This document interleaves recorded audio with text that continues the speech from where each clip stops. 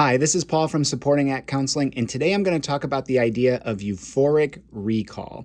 Now, you maybe have heard of this in another way, which we often have said, putting something on a pedestal. And so I want to relate this back to two areas that I see it happen a lot in the lives of the people I work with. The first is in relationships, and the second is in addiction. So first, in relationships, a lot of times we get out of unhealthy relationships because they're unhealthy, they're toxic, or there are things about, even if they're not toxic, but there might be things about the relationship that we didn't like, so we get out of them. But then what happens is over time, we begin to only look at the good of those relationships, especially if we haven't found someone else and we may be lonely or we may be struggling with something else. And then we begin to remember only the good things about the relationship. In a sense, we're putting on those kind of rose-colored glasses, or, you kind of remember the glory days or the good times of the relationship.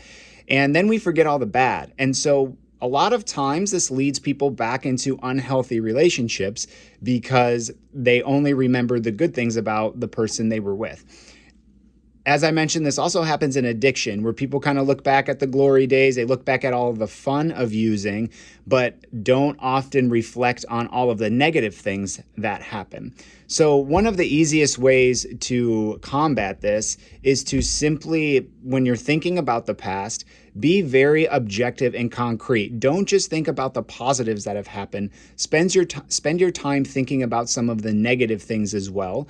And again, you don't have to, there could be things in your life that you're maybe choosing to think positively about or trying to interpret in a more positive way. For example, instead of making yourself the victim or taking a victim stance about something, maybe you see yourself more in a positive light, or that this particular circumstance helped make you who you are today, and that's great. But when we look at, especially within addiction, especially within returning to unhealthy relationships, we really want to spend some time thinking about what were those things that led us to leaving that relationship or leaving that substance.